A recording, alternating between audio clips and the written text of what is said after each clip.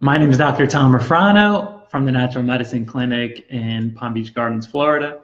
And today I'm going to talk to you about healing adrenal fatigue, which is part two.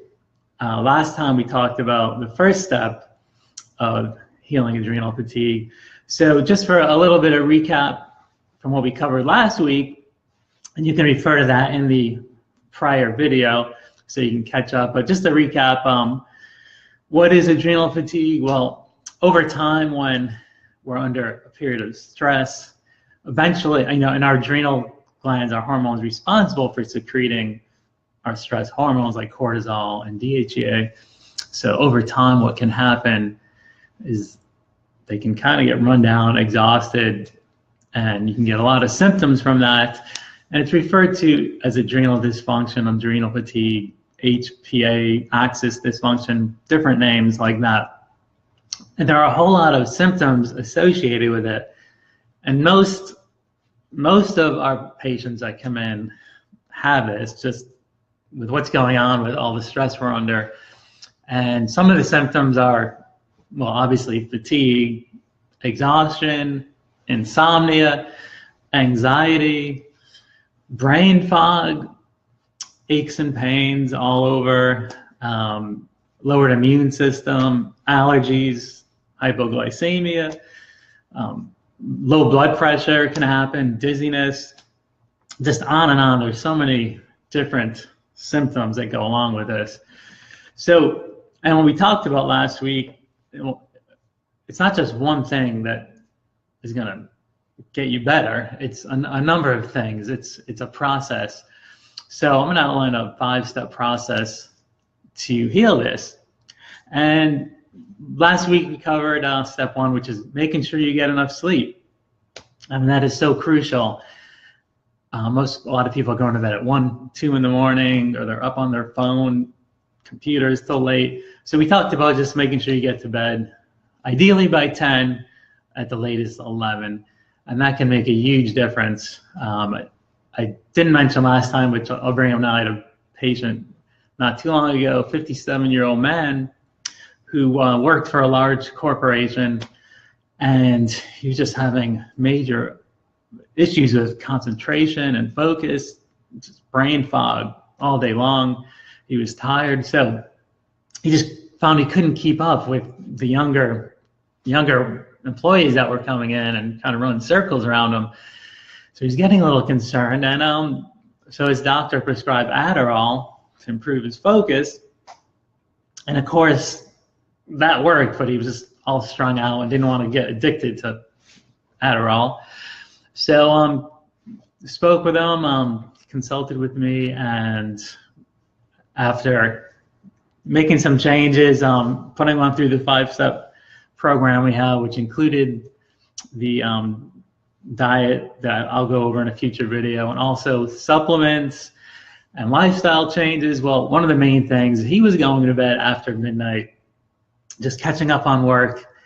So he started going to bed by between 10 and 11 o'clock every night, which was a first for him. And just within a matter of a week or two, just very quickly, he started noticing more energy, more focus. He was able to get off his medication, and everything eventually cleared up over the following weeks between the diet, supplements, the sleep, which is so important, exercise, which we're going to go over. And yeah, everything was fine. He was able to do well at work and have energy, and a whole lot of other things, got better with him. So that being said, the second step we're going to go over is exercise and how crucial that is for alleviating adrenal fatigue and a lot of these other symptoms that we talked about. So there's the right type of exercise for this, and then the wrong type. So what we're going to talk about is high intensity interval training, called HIIT, or HIIT for short.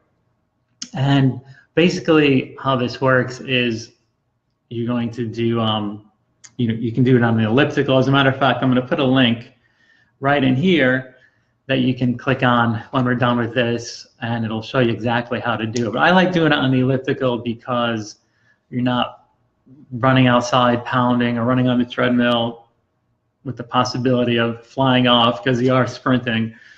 Bike, I don't know. Personally, I like the elliptical, but you can do it with other things like running, etc.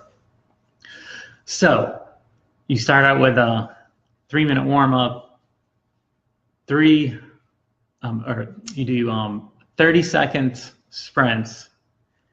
You do 8 of those, and then you do a 3-minute warm-down. So it goes like this: 3 minutes warm-up, 30-second sprint, 90-second slow, 30-second sprint, 90-second slow, and you do that 8 times, and then a 3-minute warm-down.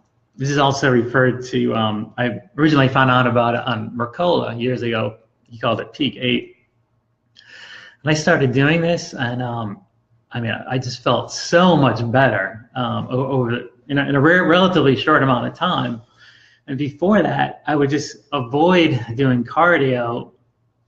It was just the thought of being on the elliptical for 45 minutes, an hour, like I see some people in the gym, it just was so intolerable to me. But once I got on it, it's like 20 minutes and you're done. It's amazing. You feel great. It helps improve your hormone levels, you know, your testosterone, growth hormone, adrenal hormones. It just helps balance that out. It doesn't deplete your hormones like other exercise. And so like what you want to avoid, for instance, with adrenal fatigue issues is endurance exercise. Things like, long distance running. I had a patient recently come in, she's 52-year-old woman, and some of the symptoms she was having: fatigue, brain fog, anxiety, dizziness, insomnia,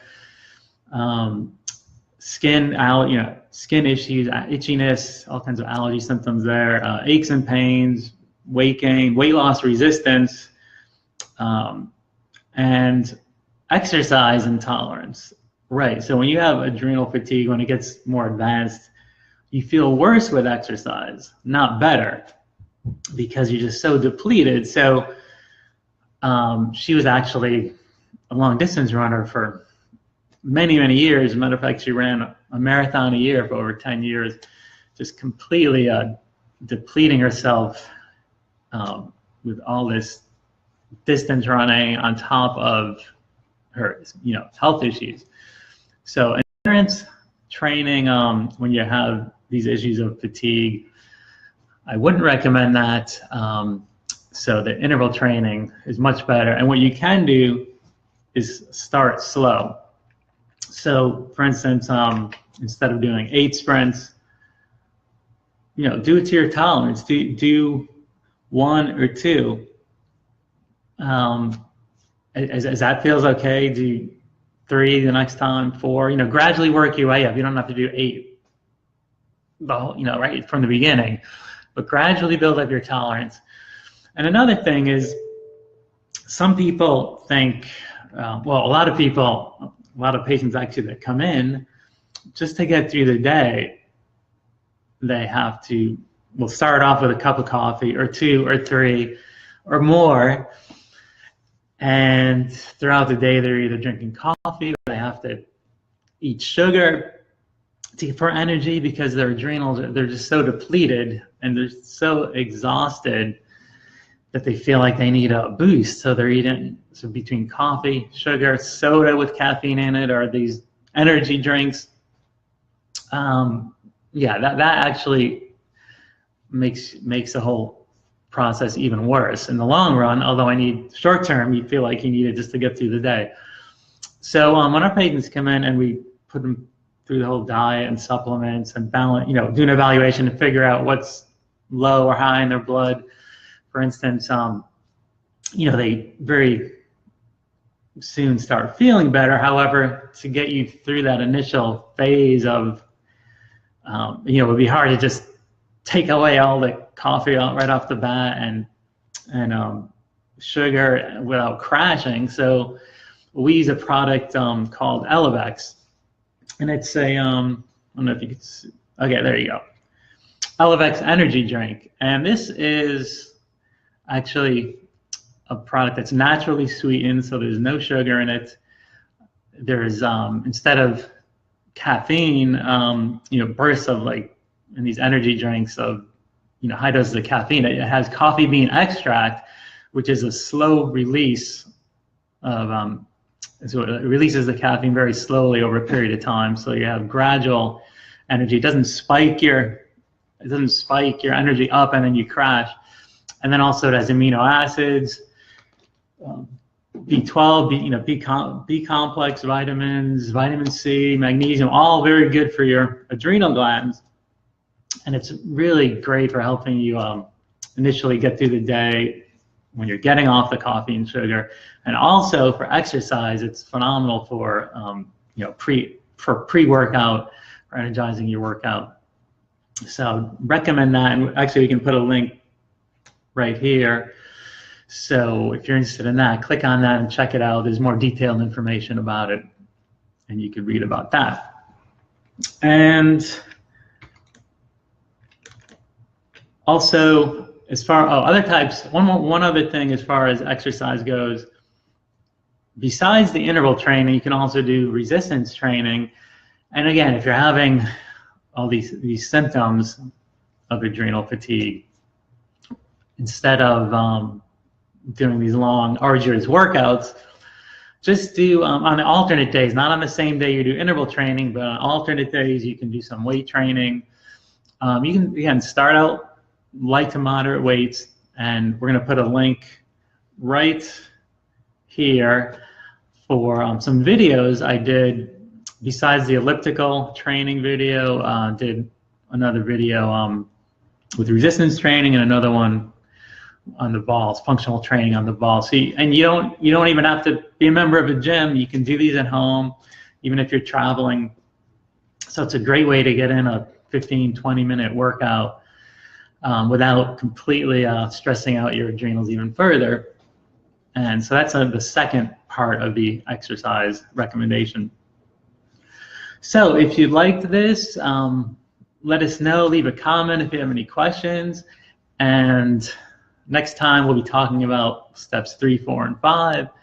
So again, thanks for joining me this week and looking forward to seeing you next week. Take care.